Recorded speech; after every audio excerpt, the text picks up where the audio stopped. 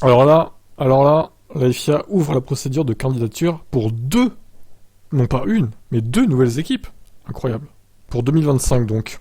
L'année dernière, Andretti Global avait annoncé son intention de devenir la 11e équipe à partir de 2024, mais elle s'était heurté à la résistance des équipes en place. Mais la présence de General Motors et Cadillac a renforcé la candidature. Pourtant, il semble que seules deux équipes soutiennent cette candidature potentielle. Il a été suggéré que d'autres parties intéressées, mais moins visibles, qu'Andretti, sont en lice, mais en aucun cas susceptibles de se joindre au projet. Une déclaration de la FIA indique: la FIA accueille favorablement les candidatures d'entités ayant l'intention de participer au championnat du monde de F1. Le haut niveau d'intérêt manifesté par un certain nombre de candidats potentiels est une preuve supplémentaire de la popularité et de la croissance du championnat. Tous les candidats seront soumis à une vérification approfondie.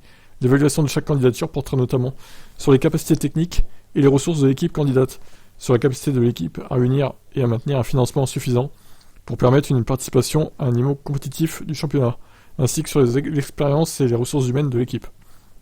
Pour la première fois, tout candidat devra expliquer comment il gérera le défi, la durabilité et comment il prévoit d'atteindre un impact net nul en termes de CO2 d'ici 2030. Toute équipe de F1 potentielle devra également illustrer comment elle entend avoir un impact sociétal positif grâce à sa participation à ce sport. Ça permettrait de répondre aux objectifs mutuels de la FIA et du FOM.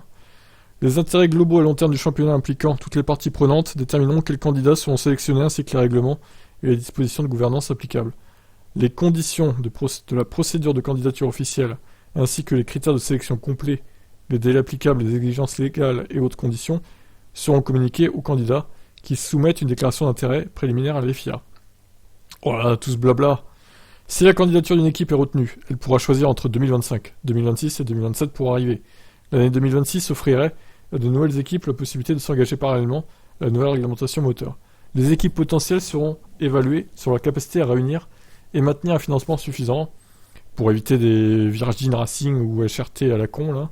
Effectivement. Un business plan détaillé doit être fourni, etc., etc. La valeur de chaque équipe pour la F1 sera prise en compte par les FIA, qui a indiqué que Liberty Media pourrait également imposer des conditions supplémentaires à toute équipe compte tenu de la réticence du sport à s'étendre.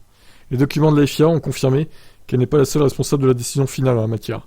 Ben Sulayem a déclaré: la croissance et l'attrait du championnat du monde de F1 de la FIA sont à des niveaux sans précédent.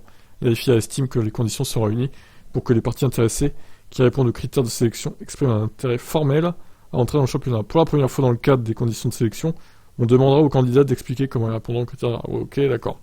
Bref, tout ça on l'a lu déjà.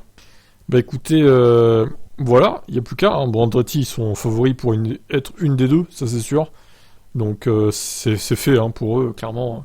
Je vois pas ce qui pourrait les empêcher de venir en F1 comme prévu. Sachant que là, il y a deux chances en plus. Donc il faudra trouver une autre équipe. Ça sera moins facile là, je pense, parce qu'Andretti, ça a l'air solide. Par contre, si c'est pour avoir des équipes genre Pantera Asia Racing ou je sais pas quoi, là, voilà, je suis un peu moins enthousiaste, mais bon. On verra. Donc, à mon avis, Andretti arrivera dès 2025, du coup. Et pas 2024. Ça fera une année de plus pour se préparer. À moins qu'ils attendent la nouvelle réglementation moteur, je sais pas. On verra. Vous en pensez quoi, vous? Bonne nouvelle ou pas?